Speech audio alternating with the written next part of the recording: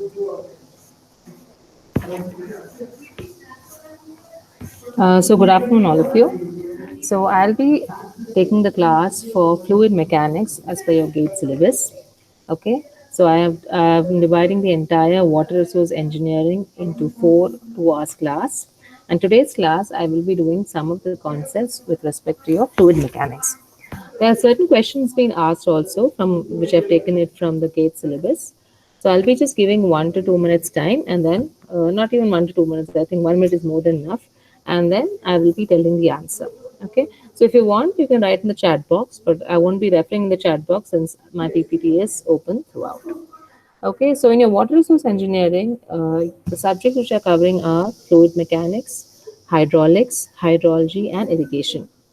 With whatever questions I have seen within water resources, a little more importance is given to your hydrology and irrigation compared to your fluid mechanics and hydraulics. Like to within which few of the question papers, old question papers I have been seeing, I felt a little more importance. Around 13 marks, 13 to 15 marks is the weightage for your water resource engineering out of I think 75 to 80 marks, which is allotted for civil. So the weightage is quite high, and in that itself, a little more importance is given to hydrology and irrigation. Okay, and as you all know, there is a 1 mark question and 2 marks question. In 1 mark, you have multiple choice as well as you have to answer, write down the answer. In 2 marks, also multiple choice as well as you have to write down the answer.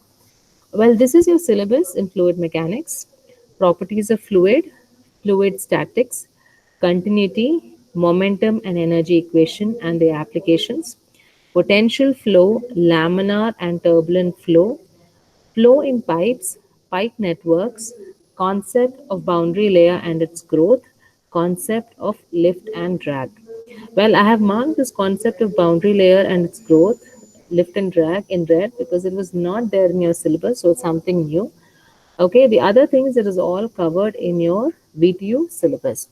Okay, so today's class I will be discussing about your properties of fluid, fluid statics. Your fluid statics includes your pressure and its measurement and hydrostatic forces on surfaces. It also includes your buoyancy, concepts of buoyancy also. Okay, then I'll be doing a little bit of manometer, introduction about manometer and its equation, and Bernoulli's equation, just an introduction of Bernoulli's equation. So that's what I have in mind for today's class. Okay. So mostly I'm not giving any theory, mostly problems and something, remember GATE, they ask you one word questions also, but they ask something related to, to the concept of it. So some of that also I'll be taking care. So properties of fluid, the first property is the density. It is also called as mass density, popularly written as rho. It is mass by volume, and SI unit, it is kg per meter cube. The second one is weight density or specific weight or unit weight. All it means the same thing, but here in fluid mechanics, commonly it is called as specific weight or weight density.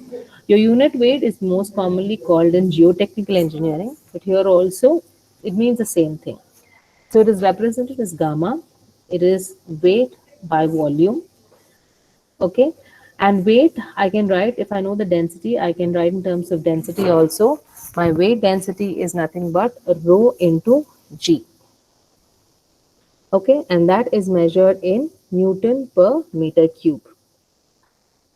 The third one is specific gravity or relative density. Here also the most common word is specific gravity, but the relative density also is the same thing. Well, that is the density of fluid by density of water. Okay, it also includes your specific weight of fluid by specific weight of air or water. Generally, water is a standard. In some cases, we use air as a standard also. Okay, so specific gravity, density by density, since both are densities, it has no units. So, density of a fluid by density of water. In case of specific weight, you can have specific weight of fluid by specific weight of air and water, depending on the case where the question is being asked. And the fourth one is specific volume. Your specific volume is mainly calculated for your gases. Okay, since liquid does not have, it can't be compressed or it cannot be increased so much. This specific volume is mainly calculated for your gases. It is volume by mass, and it is given as 1 by density or 1 by rho. The unit is meter cube per kg. Okay, so it is mainly meant for gases. The next important property is viscosity. In viscosity, we have Newton's law of viscosity, which says that the shear stress is equal to mu into du by dy. Your du by dy is the rate of shear strain, rate of shear deformation, or velocity gradient. Well, I have given all the types because in your question they may ask either one term. So your du by dy is rate of shear strain, rate of shear deformation, or velocity gradient. Okay, now when you come to the actual problem, your du is a change in velocity, dy is actually the thickness of your oil film or the film of the fluid you are considering. Okay, so that is du by dy. Mu is a coefficient of viscosity or dynamic viscosity. So here mu is your dynamic viscosity. Remember one, because there's one more term called as kinematic viscosity. So remember mu is your dynamic viscosity. So your shear stress is equal to mu into du by dy, and from there you're calculating your mu value. Now shear stress, the formula is force by area. Okay, your shearing action. Your shearing action is your force along the plane. It's called as your shear stress.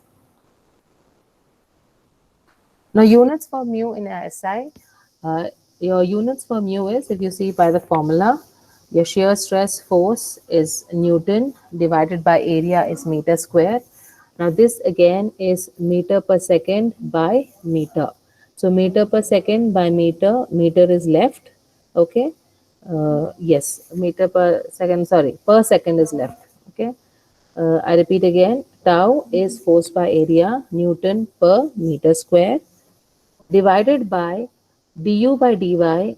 Du is in meter per second, y is meter, so you have got per second which goes to the numerator. So you have Newton second per meter square as a unit.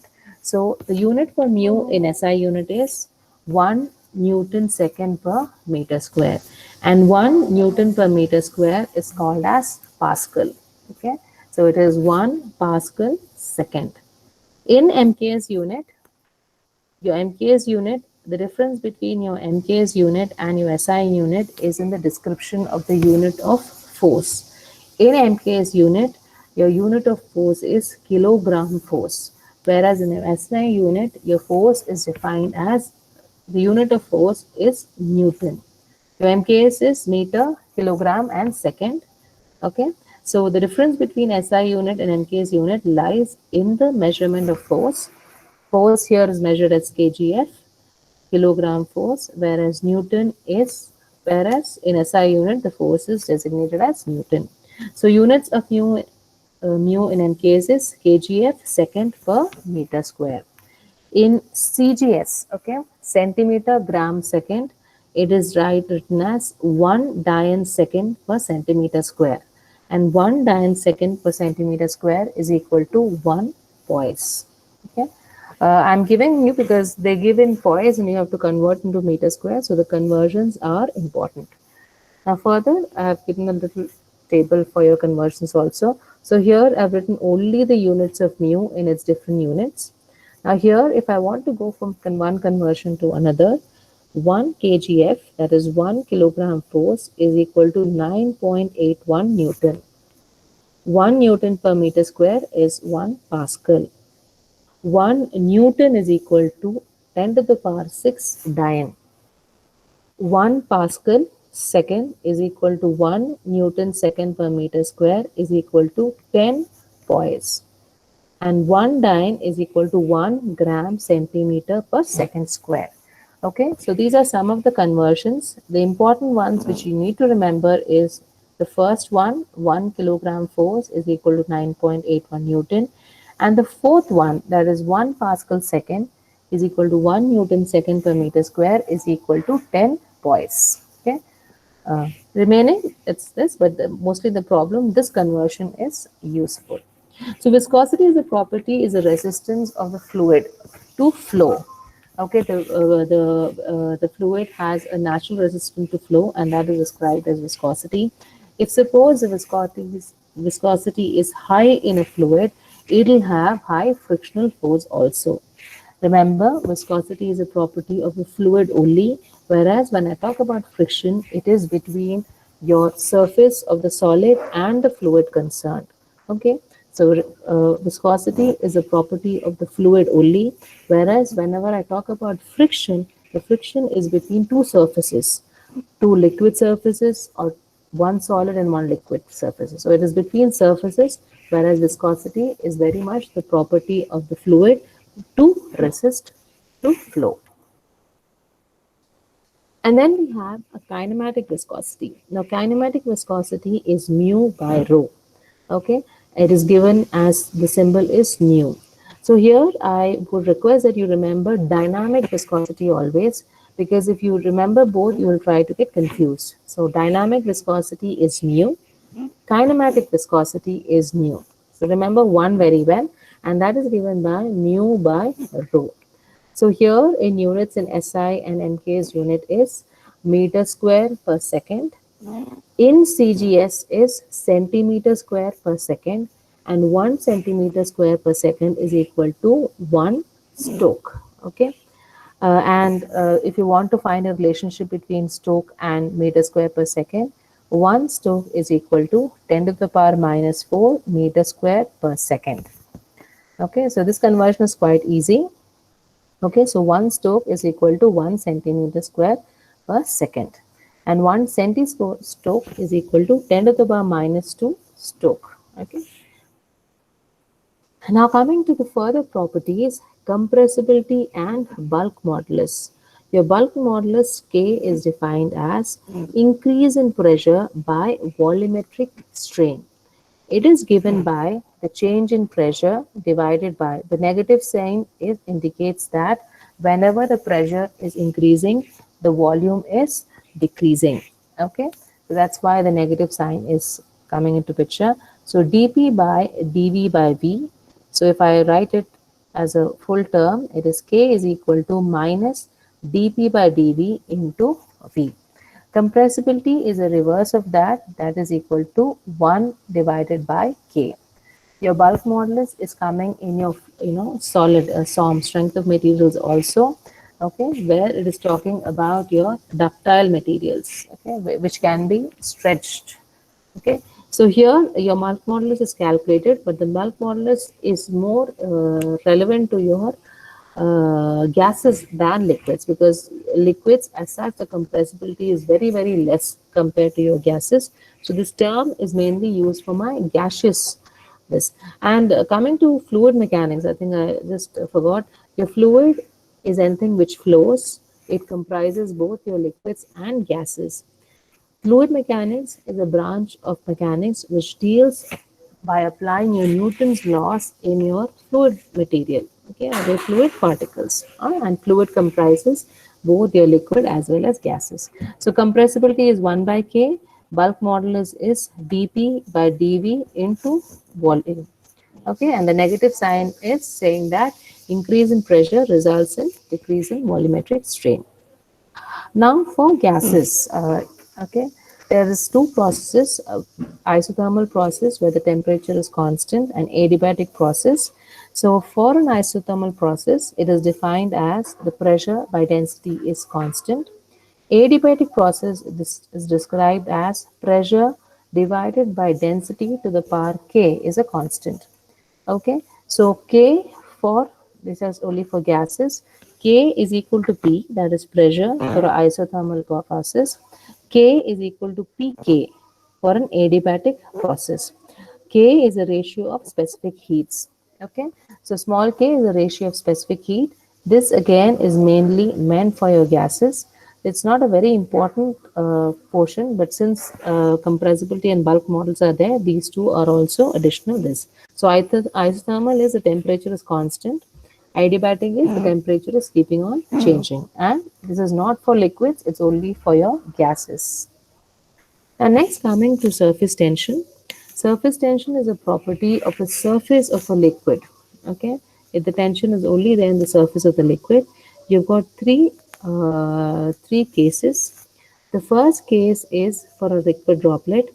Now here we are finding the pressure in excess of the inside pressure. Sorry, the pressure inside in excess of your outside pressure. So P is equal to, the pressure intensity is equal to 4 sigma by D for a liquid droplet, where sigma is the surface tension in Newton per meter, D is the diameter of the liquid droplet, and P is the pressure in Newton per meter square. For a hollow bubble or a slow bubble, it is P is equal to 8 sigma by D. It is 2 times that for a liquid droplet. The 2 is here in a liquid droplet, there is only one surface. One surface, there is air outside, liquid inside, one surface. Whereas the soap bubble has got two surfaces, air outside, air and liquid, and then liquid and air again inside. So that's why you are multiplying it into 2 to get 8 sigma by D. And the third case is for a liquid jet, where pressure is equal to 2 sigma by D. It's for a jet of liquid. Now here the P is the pressure intensity inside in excess of the outside pressure. So it is an increase of pressure which is inside compared to your outside pressure. Okay, so surface tension is basically a surface phenomena, okay, which exists on the surface of any liquid.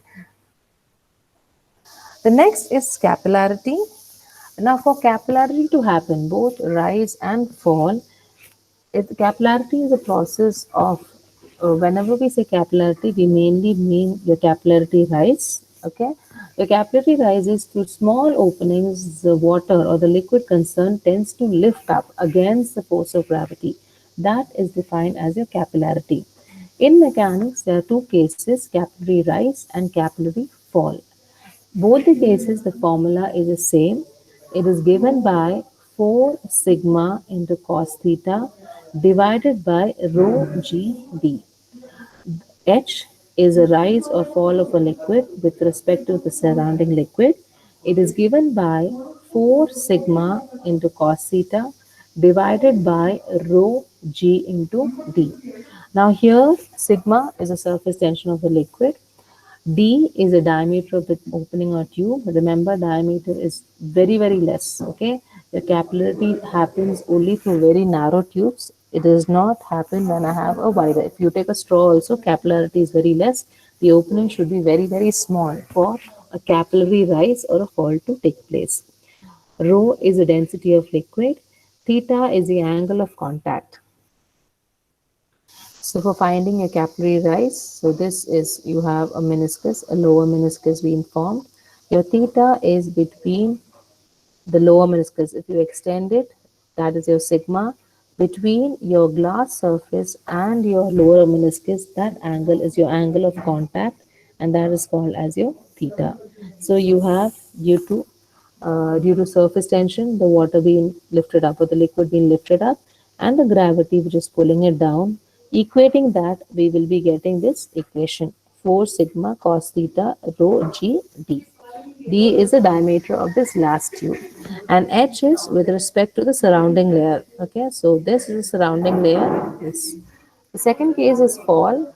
Your capillary fall generally happens in mercury. Mercury is a very dense fluid, and here what happened? The pressure force is acting down, and the gravity is making it to come up. Sorry, the gravity force is acting down, and the pressure is making it to come up. Okay, and here you can see generally your theta angle for mercury is always greater than 90 degree. Okay, so the theta is this angle.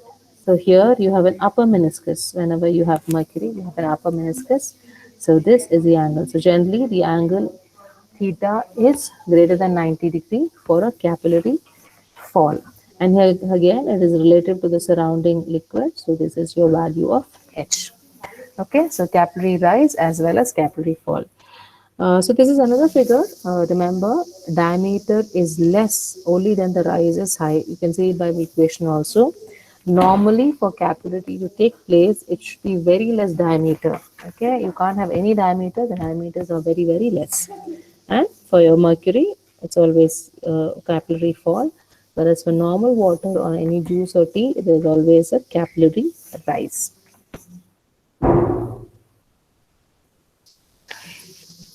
The next two properties are vapor pressure and cavitation.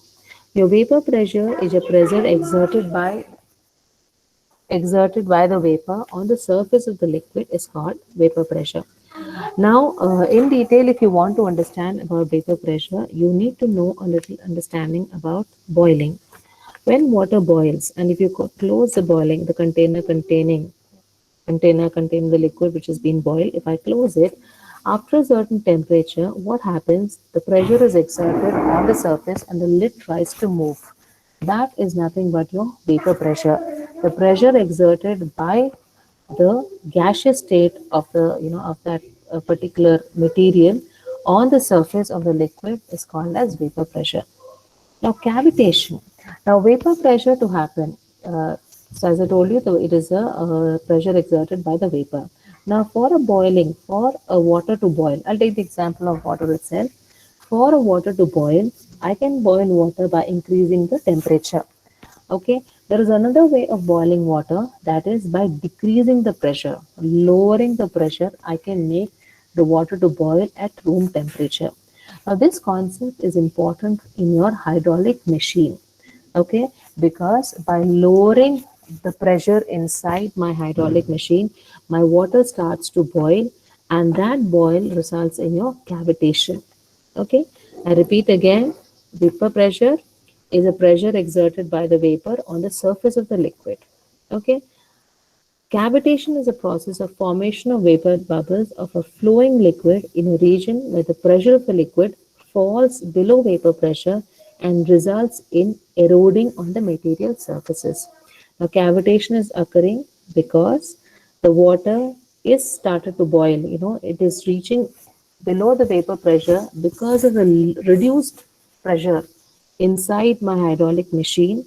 What is happening? The water is boiling fast before it reaches my 100 degrees centigrade. So since it is forming its vapors or bubbles, the bubbles are hitting on the surface of your material of your hydraulic machine and causing this cavitation. So it is an erosion which is taking place on the surface of your hydraulic machine. So large amount of erosion leads to your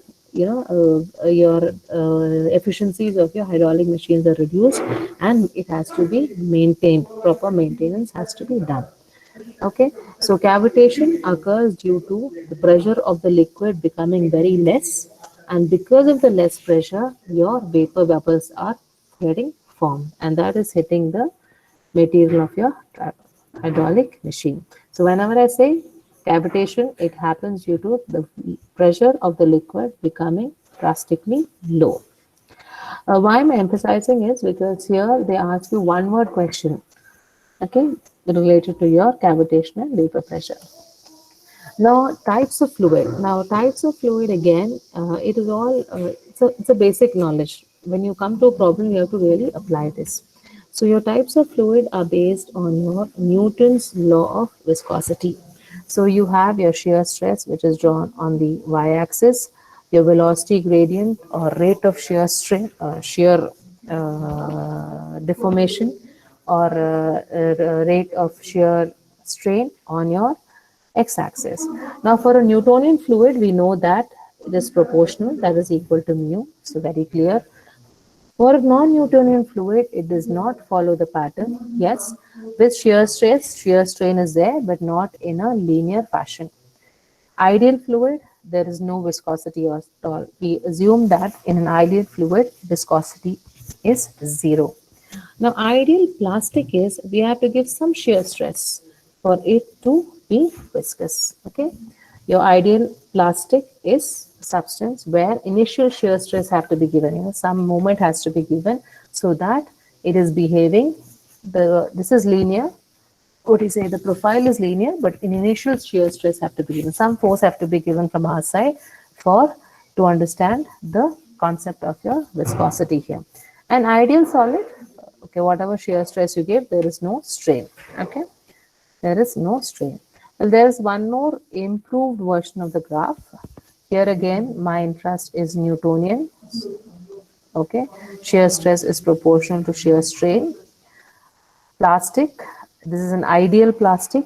Ideal Bingham plastic is also called as ideal plastic, where there should be initial a little shear stress by an external agent. Only then you can know the viscosity. The other two cases are non-Newtonian. Both are non-Newtonian fluid. Here, as you give the shear stress, okay, the shear strain is more. Here it is, the shear strain is less. Okay, so that is the only difference. Now, some of the gate related questions, okay, I have seen. So I'll read out the question. I'll just give you 1 minute and then I'll be telling the answers. Well, the dimension of kinematic viscosity is, I think if you know the unit, I think you can convert into its dimension. So the option A is L by mt. Option B is L by t square. Option C is L square by t. And option D is ml by t.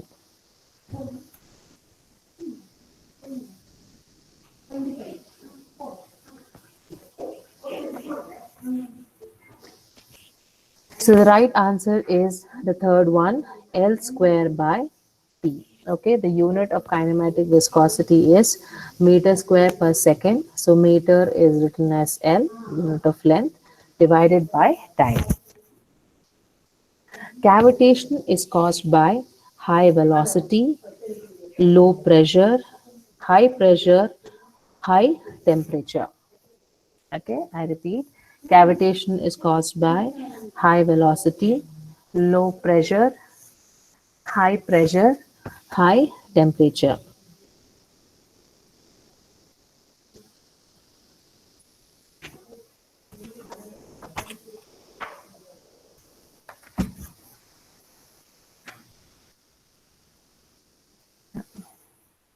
So it is caused by low pressure. So here low pressure is a low pressure of the water or the liquid inside your hydraulic machine.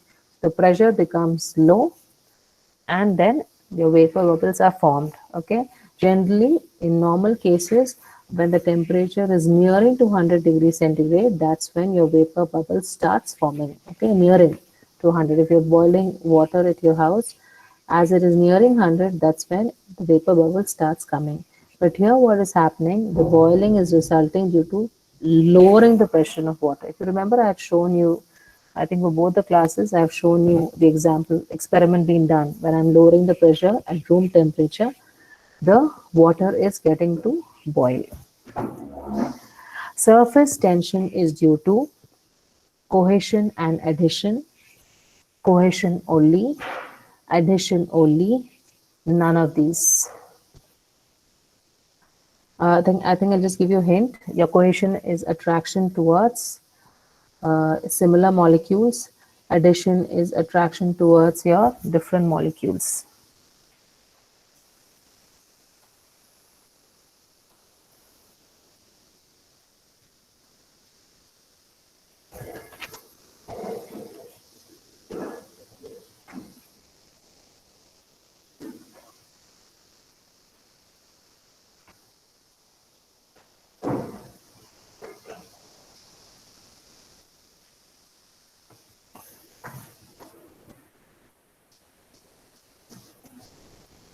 So surface tension is due to cohesion only. Your cohesion is basically attraction towards its own molecules. Okay. So in a liquid, you both have cohesion as well as adhesion.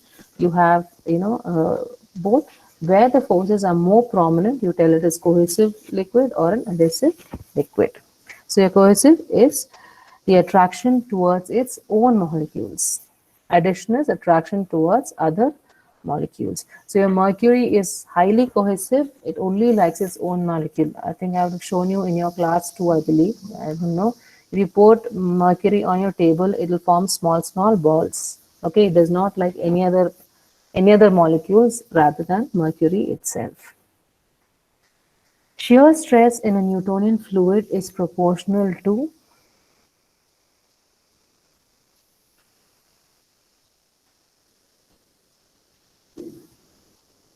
well, I'll tell the options also.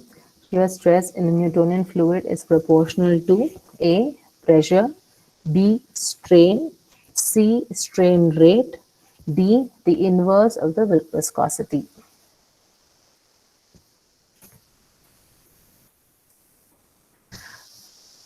The answer is the third answer. It is strain rate. Okay, we are talking about rate of deformation, rate of strain. Okay, or velocity gradient. So it is not strain, it is strain rate.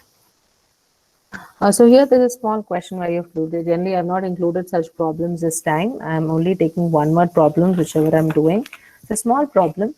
A liquid of density rho and dynamic viscosity mu flows steadily down an inclined plane in a thin sheet of constant thickness T. Neglecting air friction, the shear stress on the bottom surface due to the liquid flow is, okay, where theta is the angle the plane makes with the horizontal. So this I'm giving 2 minutes time. Try to solve this. Okay, so a liquid is given of density rho, dynamic viscosity mu. Okay, so this is flowing steadily down an inclined plane in a thin sheet of thickness T. They are asking you to find the shear stress on the bottom surface, okay, on the bottom surface due to the liquid flow, where theta is the angle.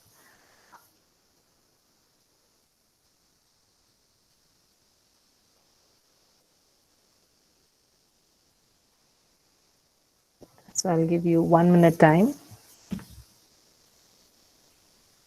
you have any paper pen, but this is only one typical problem I've given. And these type of problems where you have to solve, I'm planning to do in the next class.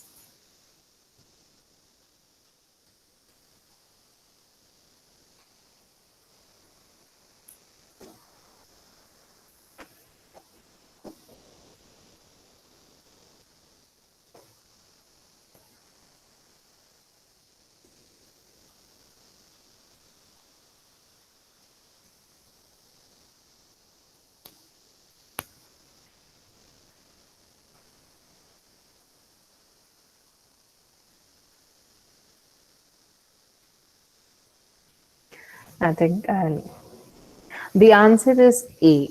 Okay, so if you see one, as you see the problem, you'll always remember your Newton's law of viscosity, where shear stress is equal to mu du by dy. Now here there is nothing with respect to velocity which is given. Okay, if you see your dy is given as t, but with respect to u, your change in velocity, there is no term which is given. So what I'll do, the shear stress I'll calculate in terms of force by area. Your stress is force by area. So along the plane, I'm calculating, making use of the force by area. Now if I do the solution, okay, so this is my inclined plane. I know the weight, I know the density. Okay, I know the density. Okay, I know the thickness also. So what I'm doing, I'm calculating shear stress by force by area. Force is mg into cos 90 minus theta. So here, if suppose I have a thin liquid, the component along the plane is the one which is causing it to move down.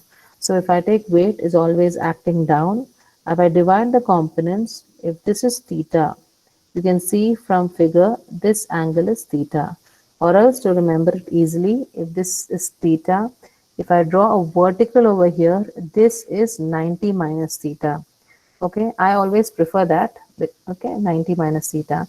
So if suppose this is a weight acting downward, this will be cos 90 minus theta. So I've written the same thing. Force is mg into cos 90 minus theta. I repeat again, this is theta. If I draw a vertical line, okay, this is 90 degree, this will be 90 minus theta. And wherever the theta is included, that side is cos. So here, if I take the component, this will be cos 90 minus theta. That is nothing but your sine theta. Okay.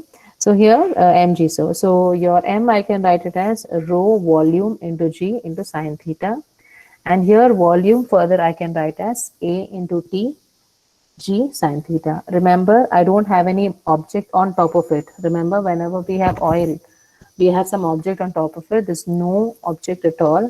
Okay, and that is one reason we can't use your viscosity. Okay, so when you're doing a viscosity problems, you have an object, there's oil in between, so the bottom layer is in the zero stress, the top layer is in full velocity. This is not the case. This is just your liquid which is having a thickness t. So your rho a t thickness is given, g into sine theta. Tau is force by area. So if I divide by area, that gets cut on both sides. So finally I have tau is equal to rho tg sine theta. So that is your first option, rho gt sine theta. Now here remember the first thing, there is no object on top. Okay, whenever there is no object on top, your Newton's law of viscosity, you're only making use of your shear stress by calculating your force by area. Now next, coming to your Pascal's law. Now Pascal's law states that the intensity of pressure at a point in a static liquid is equal in all directions. Okay. So if I have a static liquid, the intensity of pressure at a point is equal in all directions. Well, it is made use in your car jack, okay, hydraulic jack, where I've got a smaller area, larger area to lift up such a big vehicle. Since the area is small, I know that pressure at this point, if I take any point, pressure at this point, pressure point at this point are same. Your pressure is F1 by A1, F1, F2 by A2. So for a smaller area, smaller force, I can lift up a larger area with a larger force. Okay. Since F by this. Now the second law which is important is your hydrostatic law, which says that your pressure is equal to rho gh. If I have got water in a container, okay, the pressure is depending on the height. The h is measured from the free surface. So as per the equation, the pressure is always high at the bottom than at the top. At the top, you have only atmospheric pressure. As I go down, the pressure, atmospheric pressure plus rho gh. It depends on the height, not of the volume. Okay. So here, both the cases, it is changed, but the pressure bottom is the same if suppose I have the same height of water. Okay. So this is your hydrostatic law. P is equal to rho gh. And a very common way of measuring pressure is by pressure head, that is P by rho g. Now it is very important to understand your absolute pressure, gauge pressure, atmospheric pressure and vacuum pressure. Our atmosphere exerts a pressure called as atmospheric pressure. The most common way of denoting atmospheric pressure is in mm of mercury, that is pressure head, 760 mm of mercury. So your atmospheric pressure has some value of pressure. Remember that it has got some value. It is not zero. When it is zero, it is called as absolute vacuum. Okay, absolute vacuum. There is no air at all. Absolute vacuum. Atmospheric pressure has 760 mm of mercury. Okay, mm of mercury is a standard way of measuring your pressure. And in your theory, you measure it in Newton per meter square. Now, gauge pressure. So whenever I measure it from your absolute zero, it is called as absolute pressure. So right from the vacuum, I'm measuring your pressure.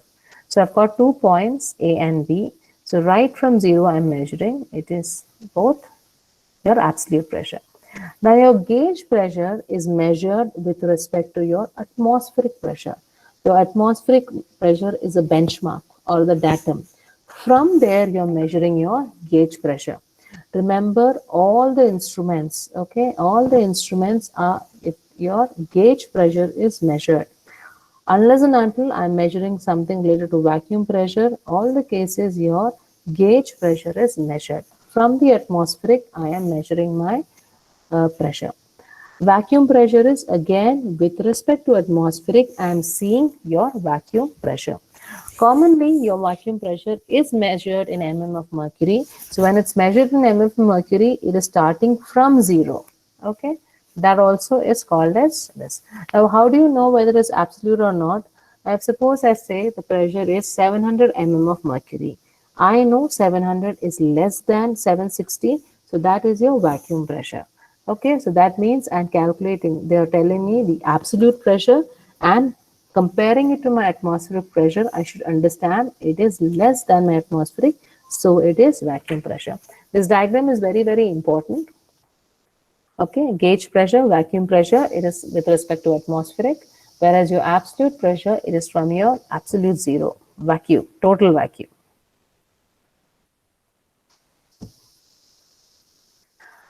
Now you have got different measure instruments to measure your pressure of a liquid. The most simplest measurement tool is your piezometer.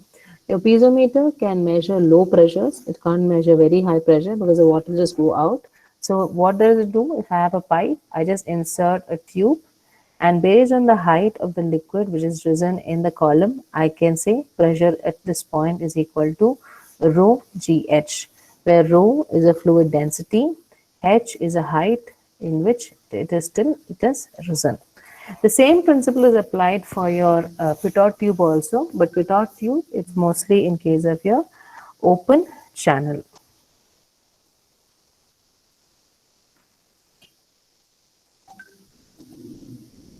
One second.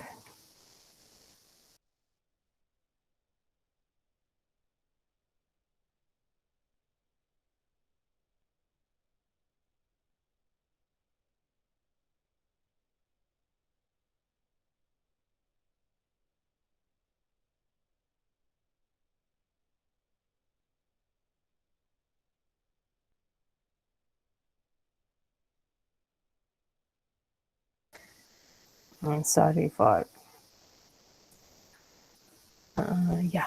So yeah, now piezometer can measure low pressures. Okay, it is just inserted inside your pipe, and the height with that I can know what is the pressure inside the liquid. The next is your U-tube manometer. The U-tube manometer is the most common mechanical device to measure your manometer. So you have a U-tube. It is connected to one end. This is a circular cross section of the pipe. Okay, circular cross section of the pipe. It is attached to a U-tube manometer. Now, U-tube manometer, based on the height of your, manometric fluid. This is my manometric fluid, which is shown in dark color. Most of the time, your manometric fluid is mercury. Mercury is ideal manometric fluid because it does not mix with other. It does not mix with other fluids. Okay, it has got very high cohesive forces. It does not mix, and that is one. And it's very heavy fluid. Okay, it is almost 13.9, 13.6 times heavier than water. So what happens is it's because of its weight, by a small increase of height, I can measure what is the pressure. So the most common manometric liquid is your mercury for your U-tube manometers. So this you have at this pressure at point A, we'll be measuring. Now I'll take H1 as a height on the left hand side. This is my mercury. I'll take a datum, and beyond that H2 is the height of the mercury. So I repeat again. So whenever I have a manometric problem, first thing I'll choose is a datum. Datum is a point where I have a change of your liquid. So here there's a change of liquid here. I'm taking this as a datum. Now here you can see this level has come down. So I'll take this level. So here change of fluid is from air to this. So I'll be taking here. Because if I take it here, I'm not getting any understanding. This need not be measured at all. So I'll be taking this change as my X value. So once I've got a datum, I know that pressure at this point and pressure at this point are same as per your Pascal's law. Okay, pressure at this point here and pressure at this point here are same.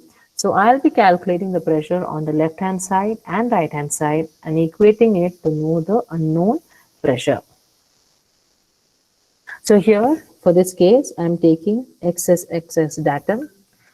At right hand side, here it is PA. As I go down, the pressure is increasing. That's the reason I'm adding the pressure. Okay. And let rho 1 be the density. Okay. rho 1 be the density of the fluid in which we have to mind the pressure, and rho 2 be the density of your manometric fluid. Okay, 1 second. Of your manometric fluid. So I have got PA, pressure at A, point A, center point of your pipe section, plus rho 1 GH1. This is your left hand side. Here I have reached to this point. Now here and here the pressure is same. On the right hand side I have got rho 2 with a height of H2. So rho 2 GH2 equal to rho 2 GH2. So my pressure at A is given by rho 2 GH2 minus rho 1 GH1. Okay. So pressure at A, rho 2 GH2 minus rho 1 GH1. Now, when I have a case like this, okay, when I have a case like this where the manometric fluid has drastically gone down, this point A will be having vacuum pressure. Okay, your vacuum pressure is a negative pressure, so you'll be having vacuum pressure inside. So by seeing your manometer itself, you can know whether you're measuring your your gauge pressure or your vacuum pressure. So here again you take x-axis datum. Okay, so on all these cases, I'm assuming my atmospheric pressure. Since atmospheric pressure is present everywhere, I am measuring with respect to atmospheric pressure. So I'll take it as 0.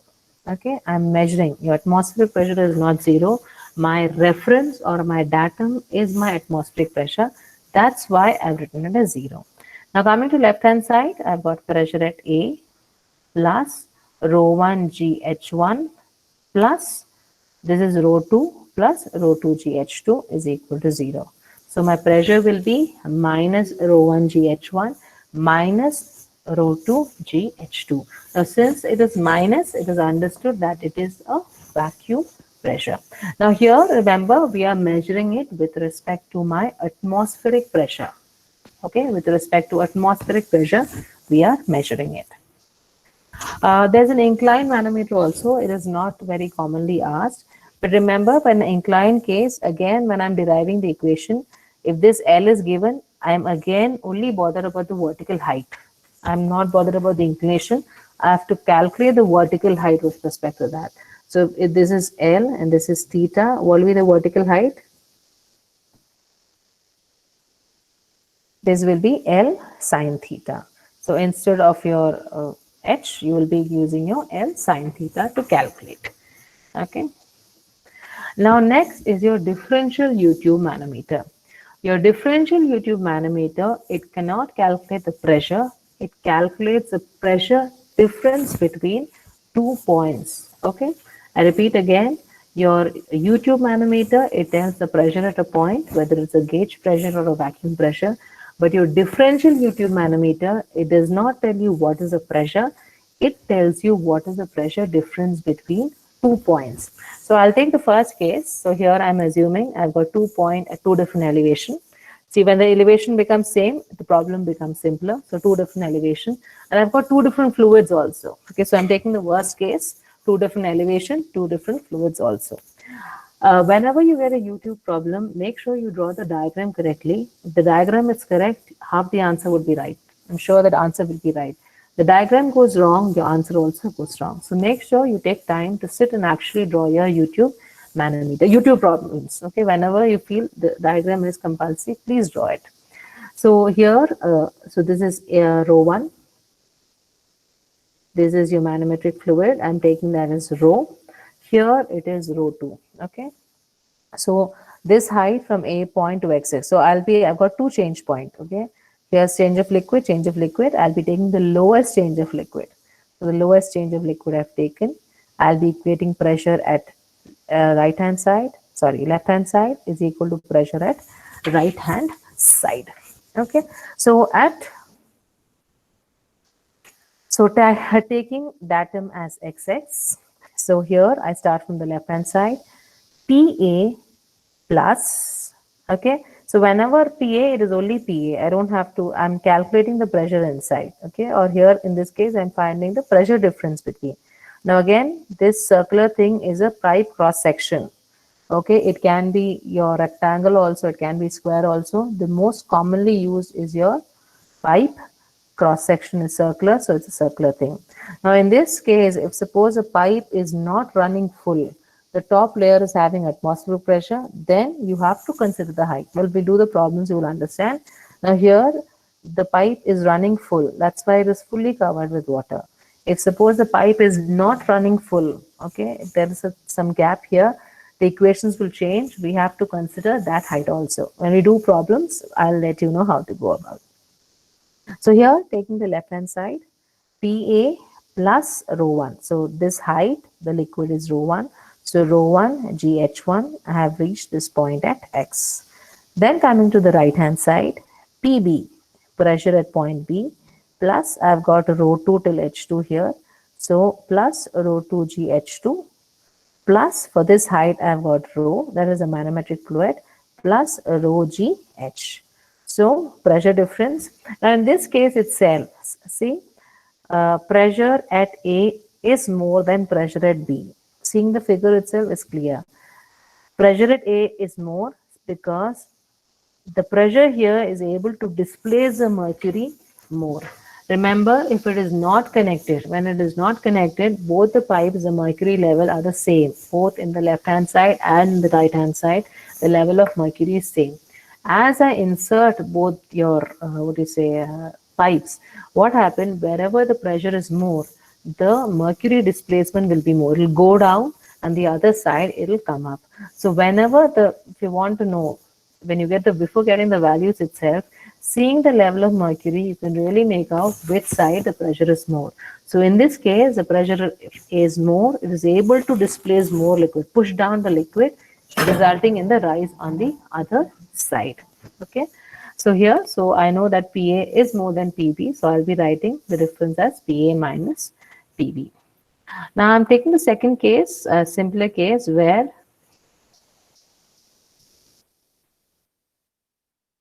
simpler case where both the elevation are same and at A and B the fluid also is same. So I've drastically reduced the complexity of my U2 manometer. So the fluid is same both at A and B and the elevation is same. So in this case the equation becomes much more simpler. So at the left hand side I've taken the lowest change point. Okay. In a differential manometer, the lowest change point. You will have two change points. The lowest change point is taken as a datum. So XX here. So here it will be PA plus rho 1. Okay, this is your rho 1. The entire height is H1 plus H. So I'll take H1 plus H. This is left hand side is over. Now coming to right hand side. Here rho PB. Okay, pressure at point B plus rho 1 GH1 plus rho GH. Okay, so this is your mercury. Most of the case, it's your mercury. When I equate it, there's, rho 1 GH1 will get cancelled. I am remaining with PA minus PB is equal to rho H into rho minus rho 1. Okay. Now in this case, can you tell me which side the pressure will be higher? Again, the pressure will be higher at A because same level, it is able to displace more mercury, more of your manometric fluid. Now we have inverted U-tube manometer. Now in inverted case, in your normal differential U-tube manometer, the manometric liquid is very heavy. Whereas in your inverted case, we generally prefer lighter manometric fluid. It will be generally lighter than the liquid for which we are finding your pressure itself. Okay, so lighter fluid. Now when I do the problem for my inverted U-tube, there is again two change of liquid. The highest point I'll be taking is my XX. Okay, in your differential U-tube, the normal one, the lowest point I'll be taking as a datum XX. Here I've got two change of liquid. Here there is a change of liquid. Here there's a change of liquid. I'll be taking the highest point as my XX axis. So again, so here. Now the other difference is since I am going, up. As I go up, the pressure is decreasing. So what I'm doing, PA minus rho 1 GH1. Okay, minus. In your differential YouTube manometer, you are adding it, whereas here you are deducting it. So you have PA, so coming to the left hand side here, PA minus rho 1 GH1. So here it is rho 1, rho 1 GH1, I have reached this point. Now coming to the right hand side, PB minus rho 2 GH2 minus rho GH. Okay, so I have reached the right hand side, and then I can know what is my difference in pressure. Now I told you here the manometric liquid is generally lighter than the liquids which is there in your two two pipelines itself, okay, like manometric fluid. But the most commonly used one is your U-tube. Your inverted also has its uses, but mostly your U-tube is always preferred. In your inverted, you can have oil and all. See, as long as it does not mix with the other fluid, it is a good manometric fluid, okay. So in an inverted case, your manometric fluid is lighter even to your fluid in which you are trying to find your pressure, okay. Now next, this till now we were dealing with your Pascal's law, okay, and different ways how to measure my pressure. Now next, coming to your hydrostatic pressure, we are still in fluid statics. When I have, see this bottle, if I have this surface of the bottle, there's a pressure exerted by the liquid on the surface. That force we are trying to calculate. Now this hydrostatic forces is there only for a fluid. Okay, remember, if you remember your molecular structure, your solid is tightly packed, your liquid and gases are loosely packed, and that is the reason it is able to flow. So with the slightest of stress, it is exerting pressure on all direction. Whereas the same does not happen with the solid. Solid, there is no effect of stress at all, no pressure at all. But whereas a liquid, a slight shear stress results in pressure on the sides. Okay. I think long before I'd given the example, if I have a solid, if I'm having a two-wheeler, if I'm having a solid box, I won't get much affected. But I've got 2-3 liters of some Sprite or some juice, I can really feel the pressure, and you get really scared whether you fall down. Sometimes because if your speed is higher, if you're not riding well, the bottle may fall off also, just because of the shear stress and pressure associated with it. So coming to hydrostatic force on surfaces, you have your total pressure. Well, your total pressure is actually a force. Okay, you are adding all the pressure, so it is a unit is a force, but the word told is total pressure. Okay, so it is actually a force. Well, it is defined as a force exerted by a static fluid on a surface, either plane or curved, when the fluid comes in contact with the surface. Okay, so your total pressure is a force exerted by a static fluid. Okay, condition, the fluid is static on a surface, either plane or curved, when the fluid comes in contact with the surface. So this is an ideal example, static. Now there's a little motion, after that static. That static liquid, it exerts a pressure on all four sides, and that is your total pressure. The center of pressure is denoted as H star. It is defined as a point of application of the total pressure on the surface. Okay, so whenever we calculate force, we always calculate the point at which it's acting. Very important, the point at which it is acting.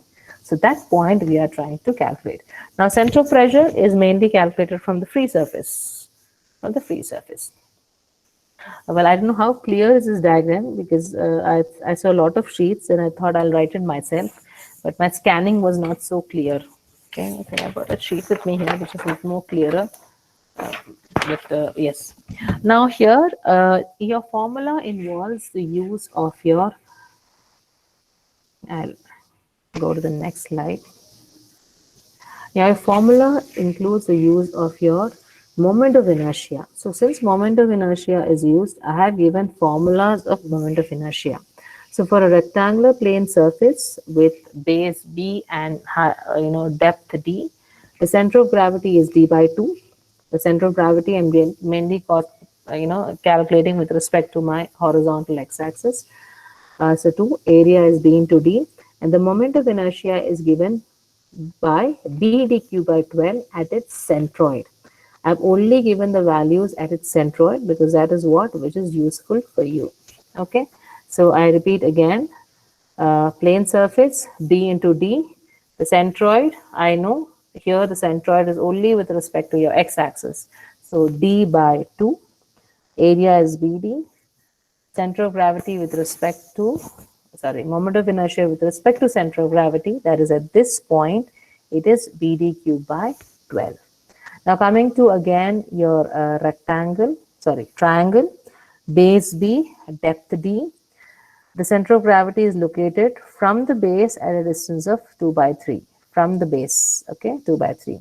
The area is half b into d, and the moment of inertia with respect to its centroid is given as bd cubed by 36.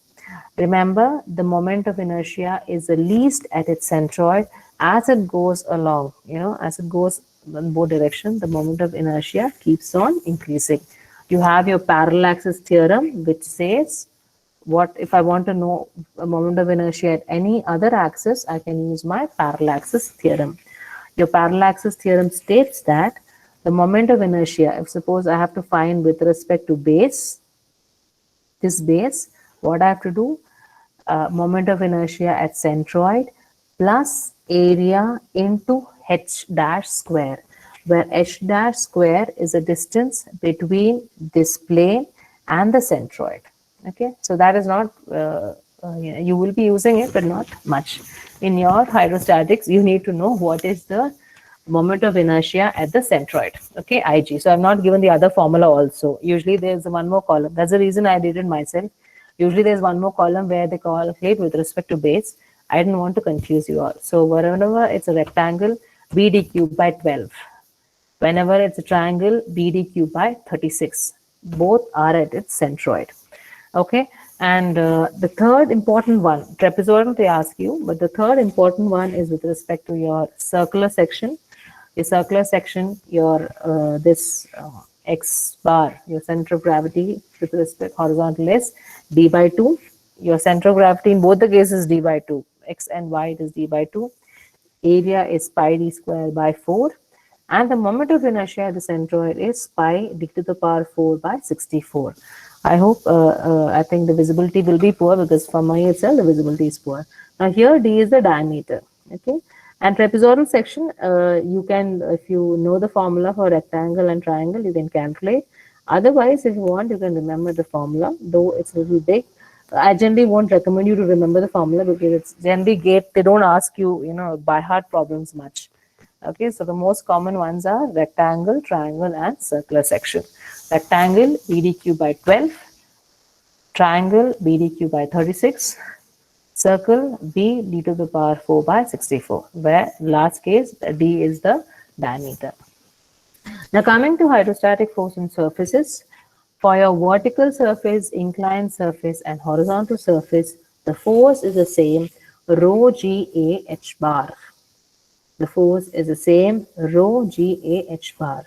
Rho is the density of the fluid, g is acceleration due to gravity, a is a plane surface area. Okay, if it's a rectangular, it's a triangular, a circular section, that area. H bar is a distance from your free surface to your centroid. Okay, distance from the free surface of water to your centroid. Okay, so here in this figure, I've just taken an inclined case because the vertical and horizontal is a little easy.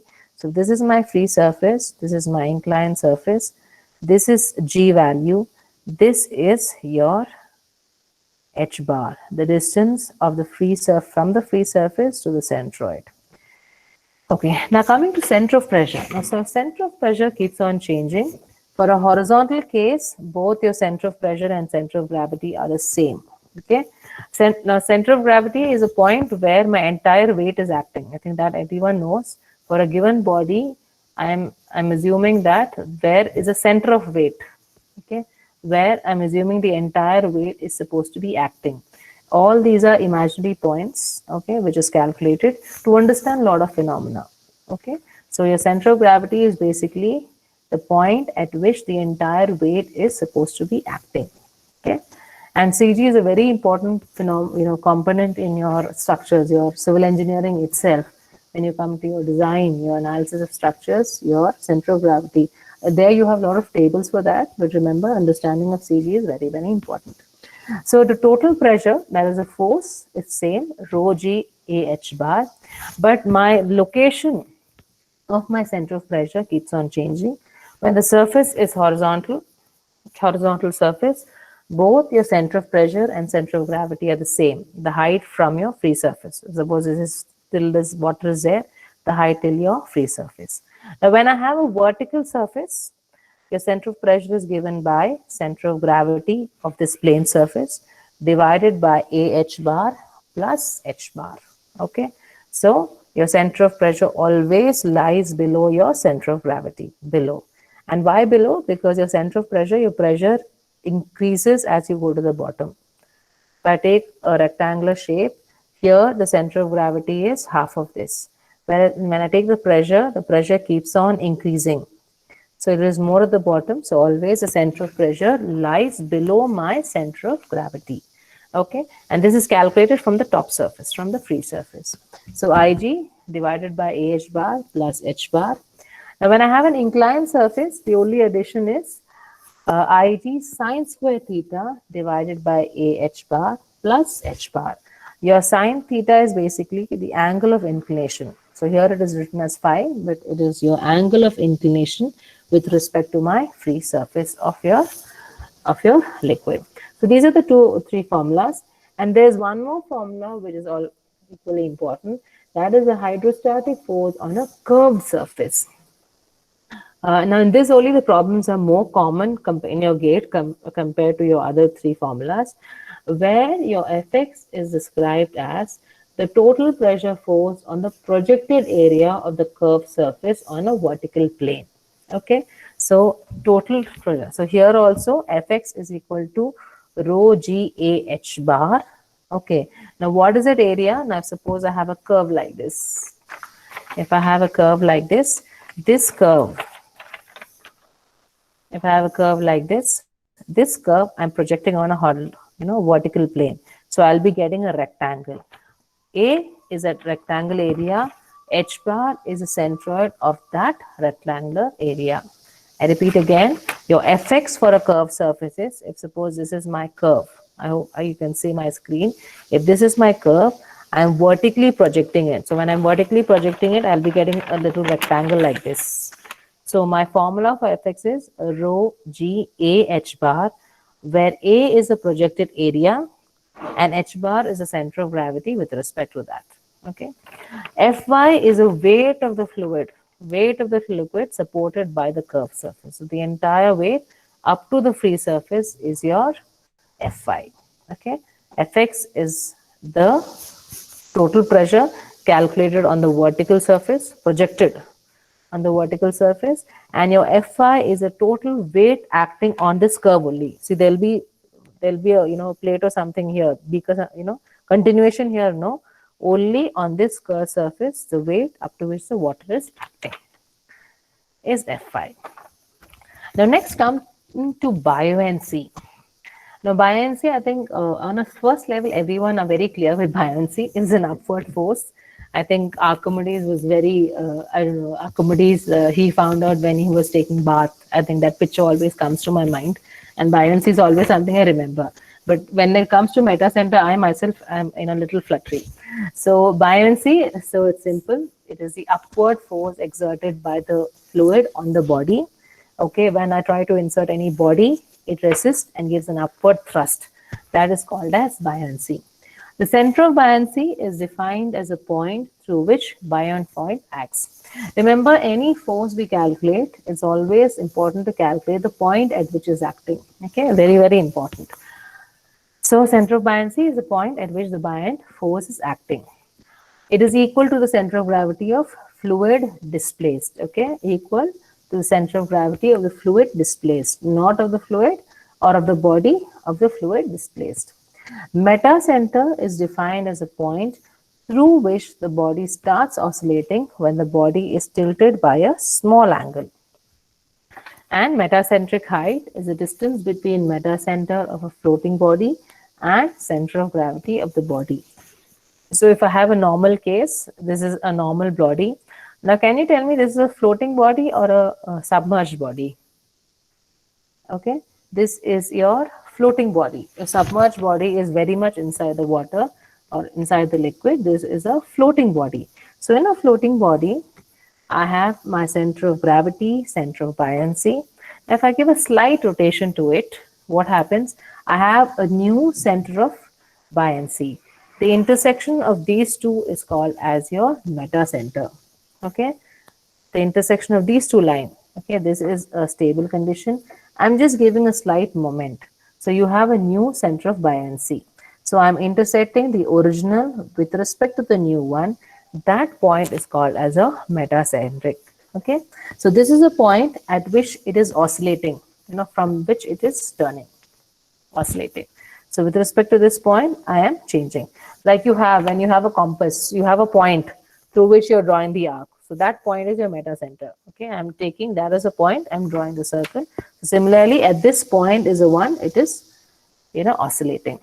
Metacentric height is the distance between the metacenter of a floating body and the center of gravity of the body. I think further slides, you'll be a little more clear about all this. Remember, buoyancy always acts in the upward direction on the surface, floating or submerged, always the buoyant force is acting on the top. This is a little more clearer picture showing the metacenter. Okay, and this is my metacentric height. Between the distance between M and the center of gravity is my metacentric height. Okay, and the metacentric height is calculated by moment of inertia by volume minus bg. Okay, so that I'll tell you how do we calculate. Well, I is the moment of inertia of the body.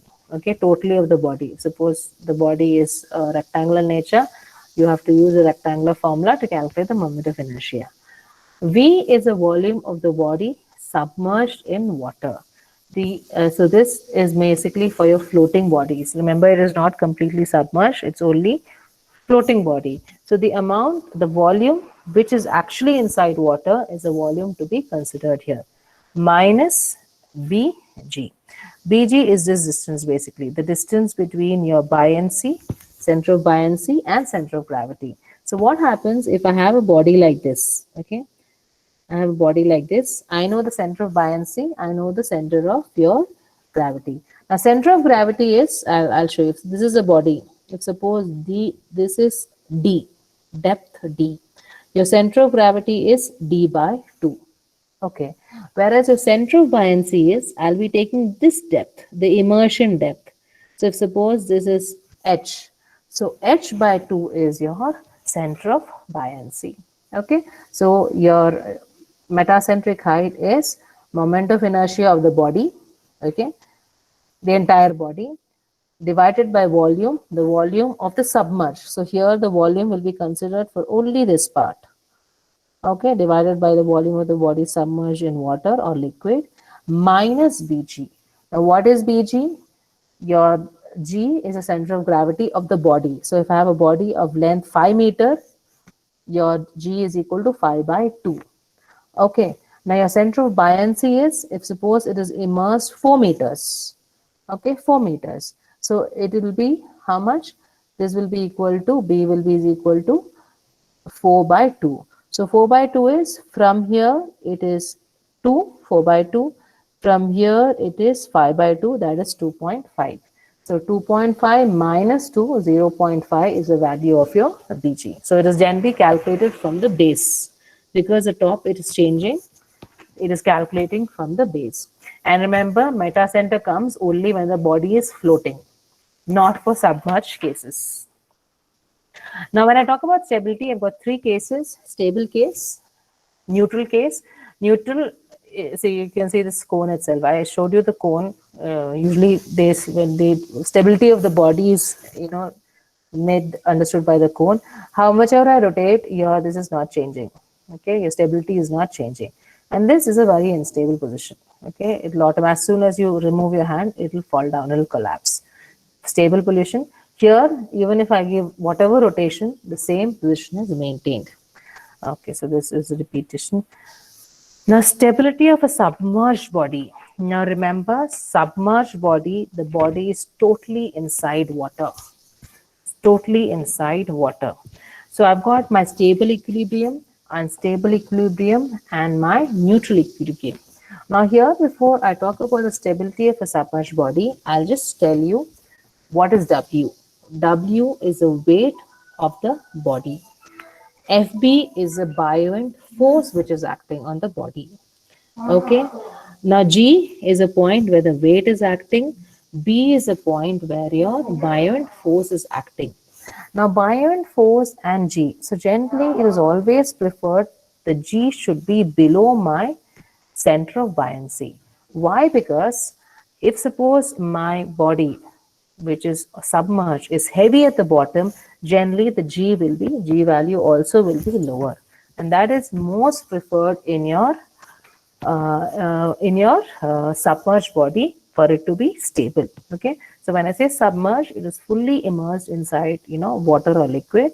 So for stability to concern, in all the three cases your weight is equal to buoyant force. Okay, weight displaced is equal to buoyant force, all the three cases. Yes, now it only depends on the location of my B and G to tell it is stable or unstable.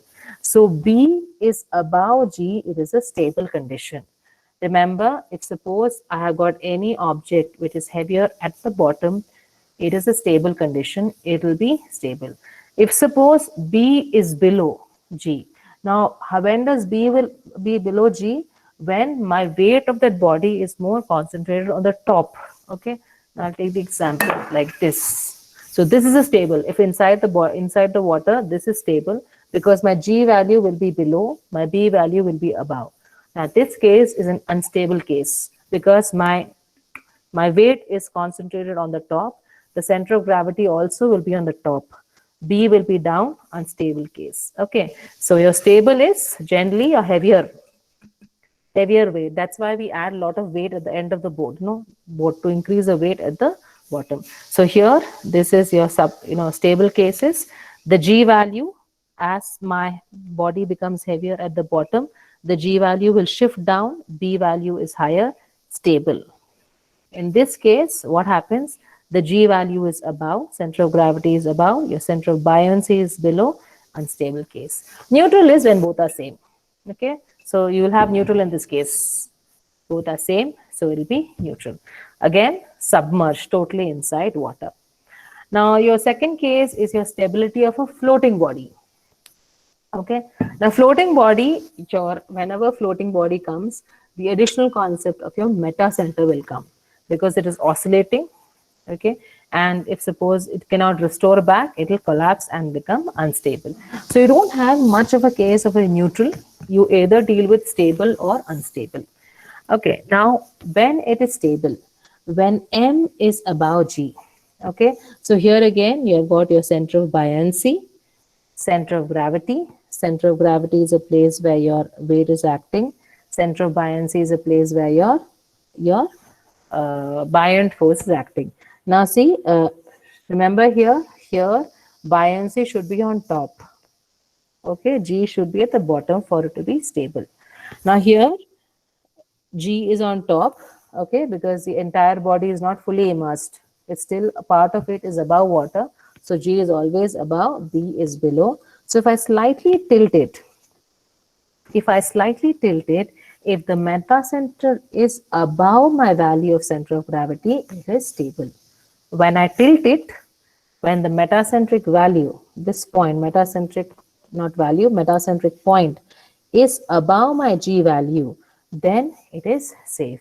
But in this case, if suppose it is below my G value, the M value is, it will become unstable. Okay, I repeat again, if you see this figure, this is the center of gravity. Okay, so when I give a slight rotation, if suppose this meta center is the intersection of the 2 points, the neutral case and the new case. So if the meta center is above my center of gravity, it is a stable case. If suppose the meta center is below my center of gravity, it is an unstable case. It will finally collapse. Okay, because there is no restoring moment, it will finally collapse. And the neutral case is when G and M and G are at the same point. So if M and G are at the same point, it is neutral. It will maintain its position as such. So this is between buoyancy in terms of your stability of submerged body and your floating body. And the formula for finding your metacentric height is moment of inertia by volume minus Bg. Bg is generally calculated from the bottom. This is my distance Bg, distance between your buoyant force and your center of gravity. Okay. So in a submerged body, G should always be below. In a floating body, your G is always above. Some gate questions relevant to that. Okay, so it is very much related to it also. So I'll just give you 30 seconds time for you to answer it. For a body completely submerged in a fluid, the center of gravity G and center of buoyancy O are known. The body is considered to be stable equilibrium. The first one, O does not coincide with the center of mass of the displaced fluid. G coincides with the center of mass of the displaced fluid. O lies below G. O lies above G. So it is completely submerged. It's always preferred to have weight heavier at the bottom, okay, for it to be stable. So tell me, think and tell me which is the right answer. You don't have to tell. Otherwise, if you want, you can message. Since it's a one-way conversation, I'm not expecting any answers to be told. If you really want, you can, message it in the group. Means hydro group. Means hydro and group. So the answer is O lies above G. Okay. So G, okay, your center of buoyancy should always lie above your G for your submerged condition. Okay, submerged condition, it's always preferred to have a heavier bottom. If for a fluid in motion, pressure at a point is same in all direction, then the fluid is a real fluid, a Newtonian fluid, an ideal fluid, a non-Newtonian fluid. Okay, I'll again give you 30 seconds time.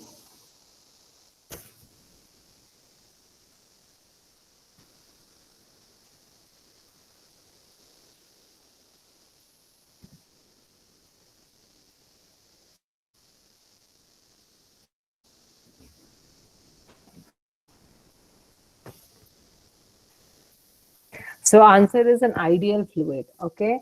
See, we are highly idealizing the fluid. Okay, so that we can understand the concepts better. So your pressure at a point is same in all direction when a fluid is ideal. Okay. Ideal means it does not have any viscosity. I'm assuming the viscosity is almost tending to 0. Shear stress develops on a fluid element if the fluid is at rest, if the container is subjected to uniform linear acceleration, if the fluid is inviscid, that means no viscosity, if the fluid is viscous and the flow is non-uniform.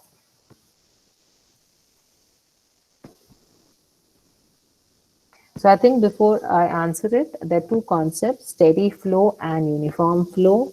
Steady flow is the flow is constant with respect to time. It's steady flow. The flow is generally either your velocity, your flow parameters, or your velocity, your acceleration, okay, your depth, all are flow parameters. So when these flow parameters does not change with respect to time, it is called as a steady flow.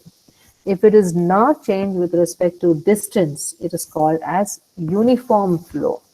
Okay, so the flow parameters, if it is not changed with respect to time, that is dou u by dou t is equal to 0. It is called as a steady flow. And if it does not change with respect to your distance, that is dou u by dou s is equal to 0, it is your uniform flow. So in most of your fluid mechanics, we consider the flow to be steady and uniform.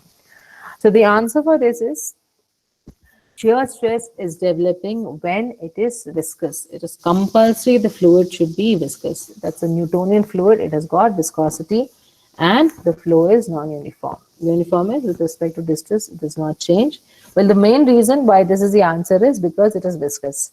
Okay, your shear stress develops when one layer is moving through the other layer. Okay. A floating body with its center of gravity at G, center of buoyancy at B, and meta center at M is stable when G lies above B, B lies above M, B lies below M, G lies below M. Okay, so I think we have done it now. So I think we'll be able to answer it. If you, I think these are all confusing questions. So please draw the diagram. Okay, so it's a floating body. Floating body, remember, always G is above my B value. So and accordingly, where is the metacentric height?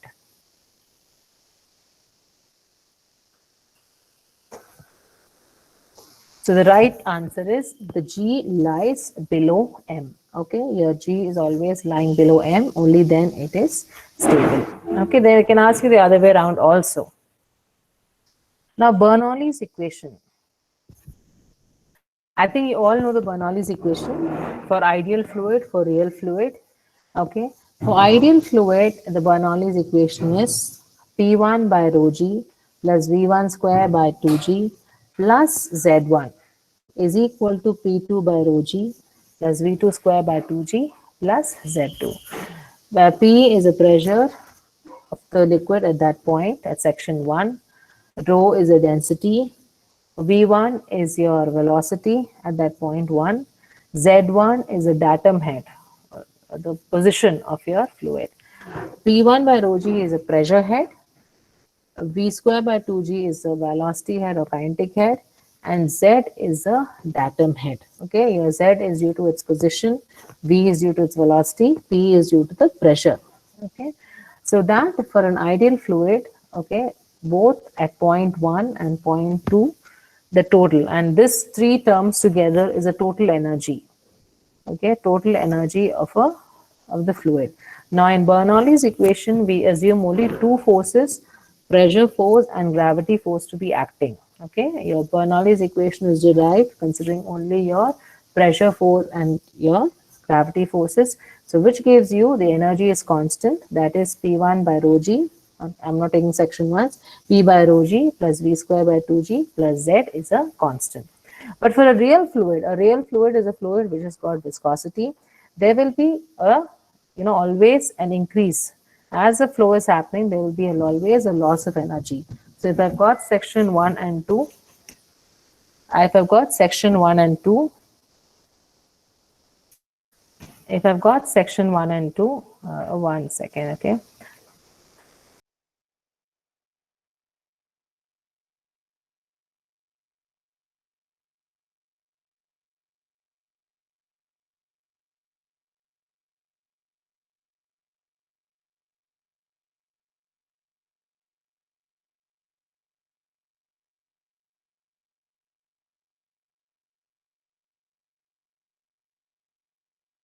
Yes.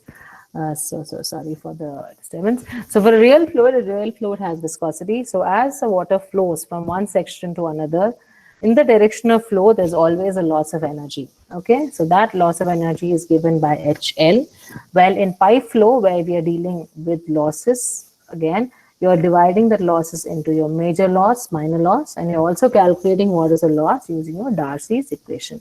So here for real fluids, energy at 1 is not is equal to energy at 2.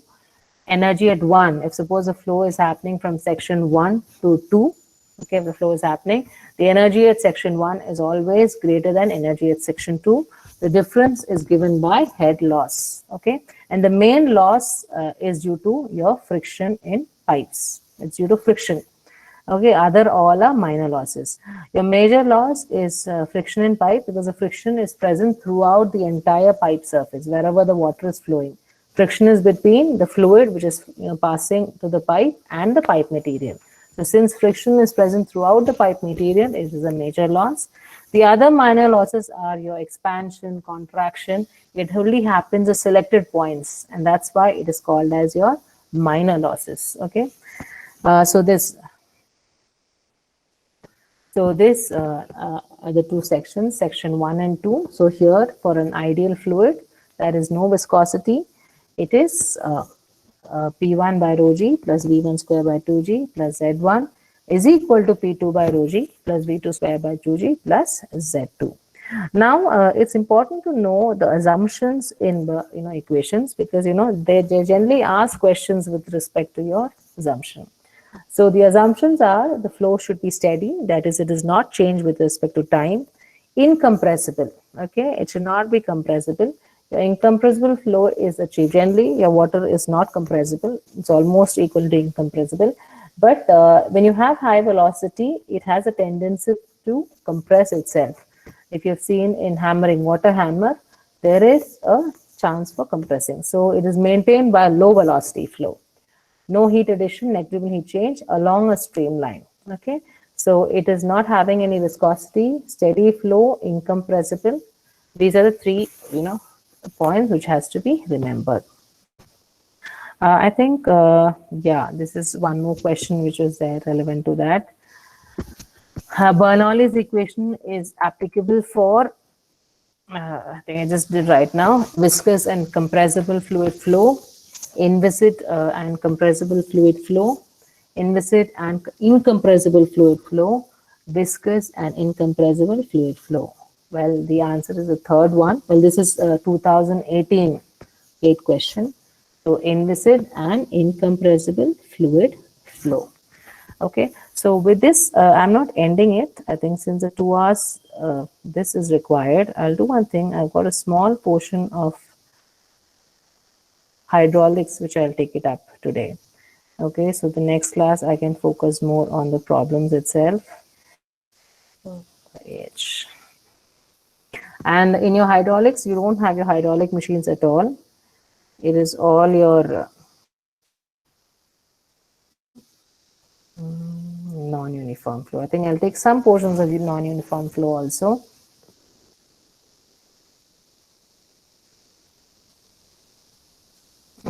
So you have your hydraulic jump standing.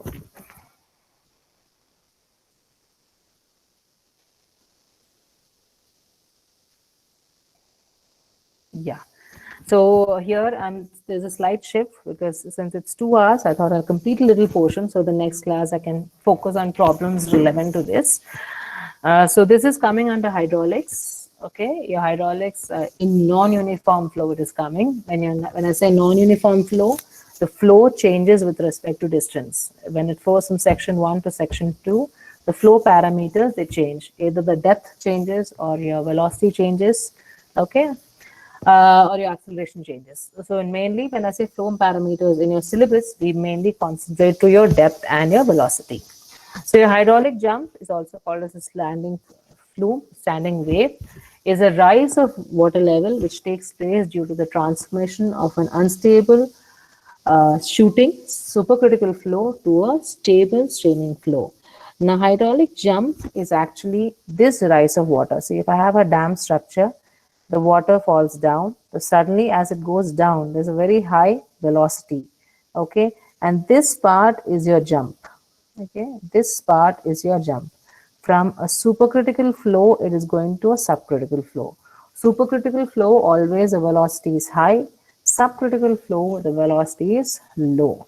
Okay, supercritical, the velocity is high velocity, is getting converted to your low velocity. How? By increasing its height. So this portion is called as a hydraulic jump. It is categorized by lot of whirlpool action, because there's a sudden increase of your depth. And as the depth increases, the velocity is decreasing. So whenever it takes place, a loss of energy due to eddy formation and turbulence occurs. Okay.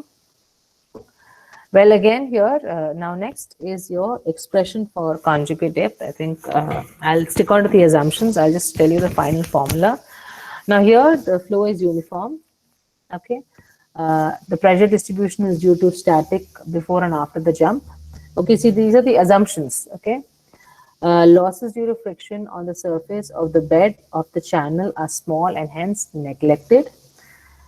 The slope of the bed of the channel is small, so that the component of weight of the fluid in the direction of flow is negligible. Now remember that in an open channel flow, for a flow to occur, if you really know that the flow is एक minute भैया, मैं अभी 15 minutes मोर, हाँ वहीं से आऊंगी। कहाँ पे? हाँ, नीचे लॉक है, यहीं से जाऊंगी भैया। वहां पे मेन बिल्डिंग खुला रहेगा, मैं वहां पे चाबी रख सकती हूँ ना, वरना आपको देना। रविशा सर है, ठीक है। So here, so these are the assumptions. So why the slope of the bed is small? See, remember that in any open channel, a slight slope is required. Only then you can have flow due to gravity. Okay, any channel is designed in such a way that the flow due to gravity takes place. So, but here we are assuming that the slope is very small. You know, slope is very small. Generally, it is very small, but it is so small that it is almost flat. See, whenever I have a flat gradient, you don't have flow due to gravity. At some point, it becomes stagnant. Okay, so I'm assuming here the float is so small that there is no component of weight which is making it to move forward. Okay, and friction loss is less, almost negligible. The flow is uniform. Remember, for a hydraulic jump to take place, there is a difference of velocity, difference of depth. The flow is not uniform. It is only told that this place at section 1 and 2, it should be uniform. Okay, see, when I come here, see, uniform and then non-uniform, then again uniform. So that's what they're meaning by uniform flow. So these are, whenever I take a hydraulic jump, in non-uniform flow, your channel is rectangular. Okay, when you did uniform flow, you had different number of sections, like your rectangle, triangle, circular sections. But when you come to non-uniform flow, you are assuming that your channel is always a rectangular section. So you have section 1, hydrostatic pressure P1, hydrostatic pressure P2. So I think I'll come to the final, this depth of flow, area of flow, centroid and all we are finding out, pressure force.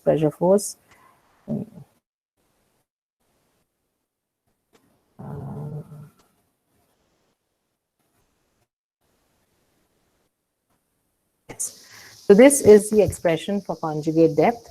Your D2, that is the depth at D2, is given by, we are finding the roots, it is given by minus D1 by 2 plus root of D1 square by 4 plus 2V1 square D1 by G. Well, the base equation is this equation, where small q is a discharge per unit width. Okay, so your depth at 2 is given by minus D1 by 2 plus root of D1 square by 4 plus 2q square by G D1. Your q is the discharge per unit width. Now here, remember that, yes. So here, remember that your discharge is q. It is given by D1 V1 is equal to D2 V2. Okay, your discharge is actually area into velocity. Your discharge per width is divided by its width. So we will be getting depth of flow into its velocity. That is the constant. So D1 V1 is equal to D2 V2. So we are making use of that and we are trying to use. Now Q I have substituted as V1, D1, and then further I have simplified it. The depth of the hydraulic jump is D2 minus D1. That is this depth. Okay. This is my depth of this. But generally, the length also is given as 5 to 7 times the depth of your hydraulic jump. Now, we can also find the depth in terms of your Froude's number. Okay, so your Froude's number, it is given by D2 is equal to, D2 is equal to D1 by 2 into root of 1 plus 8 Froude's number at the extreme, the whole square, minus 1.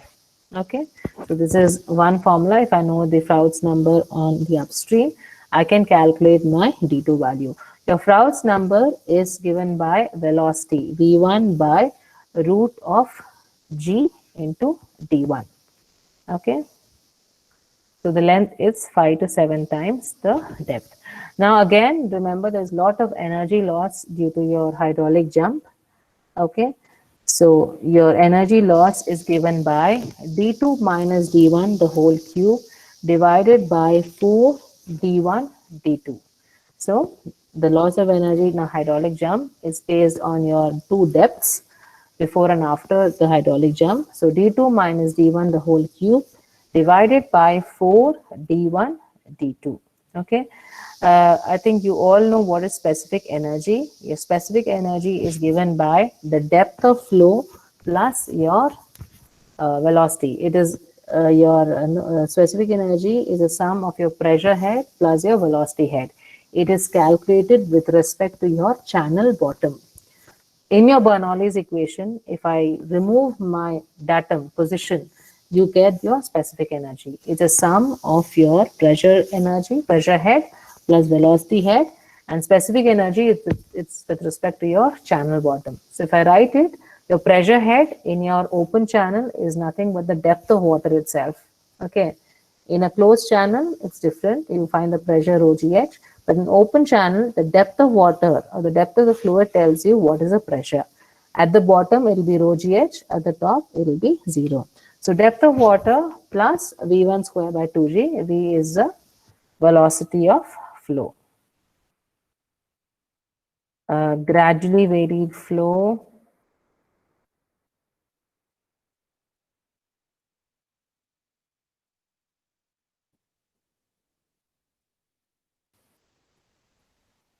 Now in gradually varied flow, the flow is the for hydraulic jump was sudden change of your flow regime.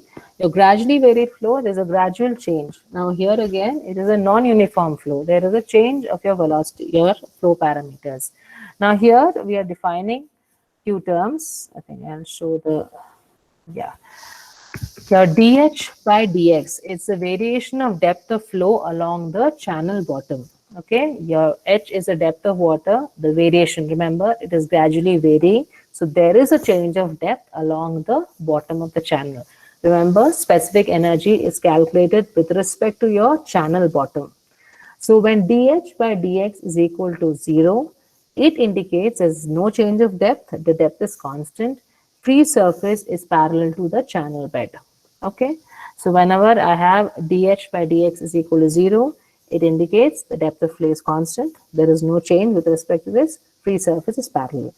dH by dx is greater than 0, indicates that the depth of flow is increasing, okay, along the channel bed, and such a profile is called as backwater curve. Okay, so when dH by dx is greater than 0, the depth is actually increasing. So if my flow is happening from 1 to 2, the depth is actually increasing. Okay, no, I don't think it will occur everywhere. So there are special cases where your backwater curve will happen. The second case is the most common case where you have a drop-down curve. That is, your dH by dx is less than 0, which indicates the depth of flow is decreasing along the channel bottom. Okay, so as my flow is happening from section 1 to 2, the flow, the depth is decreasing. But remember, the decrease in depth is taken care by the velocity. The velocity will increase. And this profile is called as drop-down curve. Okay, drop-down curve. Now, a flex is, now generally when you have a dam, your backwater curve is you can see the depth of flow is actually increasing. So when you have a dam surface, your backwater curve is very, very evident, and it is given by the difference of H2 minus your H1. Otherwise, most of the cases you have your drop down curve, your depth of water decreases, whereas in special cases like your dam, you have your backwater profile, where the profile is actually increasing. Okay, now afflex is the height difference between your H2, the increased height, minus the original height. It is defined as a maximum increase in water level due to obstruction in the path of flow of water. That is your afflux, H2 minus H1. The profile of the rising water on the upstream side of the obstruction is called backwater curve. Okay, so this profile is called as a backwater curve, and this length is called as a, this length from here to here is called as the length of the backwater curve. Remember, your backwater curve and your drop down curve are very important to know your different types of profiles, which I'll be taking up. Okay, there are different types of profiles. For this, both are important. So length of backwater curve, again, I think only here this is given. The length of the backwater curve is given by E2 minus E1 divided by IB minus IE, where I is a bed slope, IB is a bed slope, channel bed slope, IE is the slope of the energy line. Now you have different water surface profiles. Okay, now this profiles again is quite important for your gate. Okay, so before I go for the profiles, I'll just define some of the terms. DC is a critical depth. Your critical depth is a point where you have minimum specific energy. I hope you have some idea about all this, because there is a portion of your specific energy which is coming, which I'll take it up first in your next class. Okay. So DC is your critical depth, that is minimum specific energy. DN is a normal depth, the depth at which the flow is uniform. Okay, your DN is a very complicated part. Okay, remember, this is a depth which has to be achieved so that henceforth the flow is uniform. Okay, D is the actual depth of flow. IB is a channel bed slope. IC is a critical channel bed slope. And further are the five profiles which can be achieved. Your mild slope, steep slope, critical slope, horizontal slope, and adverse slope. Okay, so your mild slope, so we are comparing between your channel bed and your critical channel bed slope. So your mild slope here, when my bed slope is less than critical, it is called as mild. Here, your normal depth is greater than your critical depth. Okay, your normal depth is greater than your critical depth. See, I'll be showing in detail the classification. Right now, you understand. In mild slope, I think first we'll talk in terms of only the slope. In mild slope, the bed slope is less than critical. In steep slope, the bed slope is greater than critical. In critical slope, the bed slope is equal to the critical slope. This is the slope of your bed channel, okay? Slope of your bed channel. Horizontal slope, your bed slope is 0, okay? Horizontal, completely horizontal. This is the slope of your channel I'm talking about. And adverse slope is IB is less than 0. So what will happen when it is less than 0? It is increasing, okay? It's actually like this. Suppose my water is flowing here, like this adverse slope is like this, okay? So here mild slope, dN is greater than dC. Here steep closed reservoir, dN is less than dC. Critical, dN is equal to dC. Remember, at critical flow, you have your depth is normal. See, normal depth is a depth beyond which the flow is uniform. It does not change. And horizontal slope, your dN is not defined.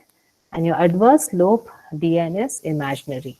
Okay, now this is your Manning's equation to calculate my discharge. Okay, so I think classification of water surface profiles. So I'm drawing the channel bed slope, flow, normal depth level, dN. This is a critical depth level, CD, critical depth level, DC, zone 1, zone 2, zone 3. So classification of water supply. So this is your two types are there. You get your backwater curve or your drop down curve. Okay. Two types of flow, supercritical flow and subcritical flow. So this is a notation I'll be giving for your this. So this is my normal, the first level. Then after this, I'll be taking for what is mild, what is critical, etc.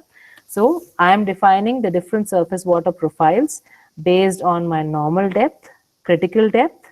Okay, I'm dividing this into zone 1, 2, and 3. The notations I'm using is B is for backwater curve or profile. Remember, backwater, the depth is increasing. Drawdown, the depth is decreasing. Subcritical flow, subcritical is low velocity, supercritical is high velocity. So your mild slope, this is the case of your mild slope. You have normal depth, zone 1, zone 2, zone 3. Okay. Now this is the profile you will be getting. When in zone 1, you have a backwater curve subcritical. Low velocity backwater curve is increasing. At zone 2, this is zone 2, you have drop down. It's coming down again subcritical. Third case, you have increasing, okay, supercritical flow, backwater curve. Again, the profile is increasing. This is very important in this, with respect to your gate. In mild slope, zone 1, your zone 1 is when my actual depth is greater than your normal depth, okay. Your normal depth is a level at which your uniform flow is uniform. Your critical depth is a level in which your energy is minimum. So if suppose my depth of water is in zone 1 above normal depth, my profile will be backwater curve with low velocity. Backwater curve means it is increasing but with low velocity.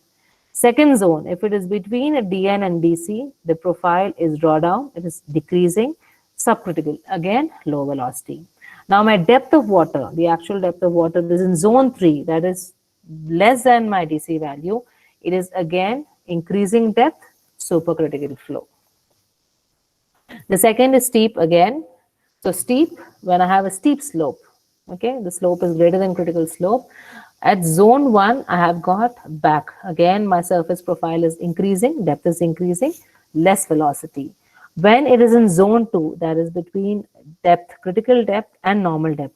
Now here in steep flow, remember your normal depth is less than your critical depth, okay. So in zone 2 means it is again, the depth is coming down, but with a high velocity. And zone 3 is when it is less than normal depth. Here what is happening? Your backwater curve, that is it is increasing, but the velocity is high. Critical condition, you don't have zone 3, you have only zone 1 and you don't have zone 2, you have only zone 1 and zone 3. So if suppose the depth is in zone 1, you have an increasing depth, backwater curve, but the velocity is less.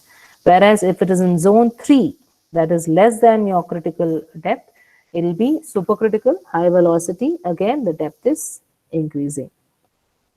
For horizontal case, you have your DN is infinity, your critical depth is defined. Again, you have only zone 2 and zone 3.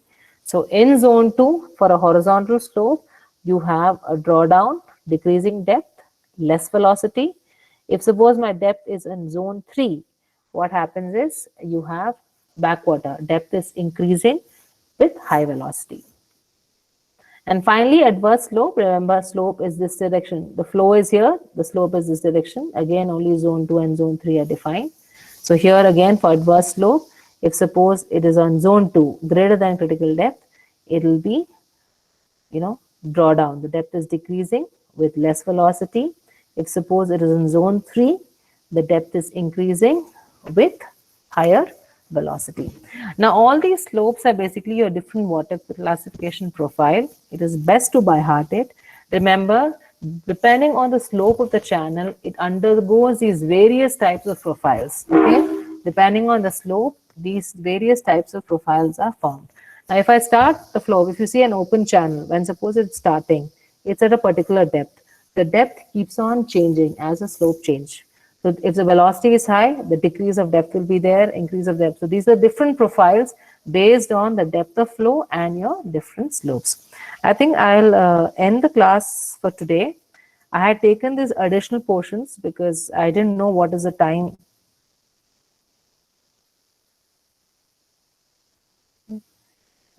Because I didn't know how much time it will be taking. So I completed only till Bernoulli's equation. This was little additional, but I hope you are able to understand something out of it. This is related to your hydraulics portion in, your applied hydraulics. It's module 3, non-uniform flow. Okay, it starts with your hydraulic jump. So I just included this part because we need to have a 2 hour session. Okay, and I mainly focus on the formulas. If I was a little more prepared, I would have at least removed all the formulas because it looks very huge. But the last part is quite important. Okay, the last part where we were dealing with the different types of water surface profile, pretty important from your gate perspective. And I've shown the most simplest of slides how to draw it. Okay, so I think with this, I'll end this session. I'll stop the recording of this session.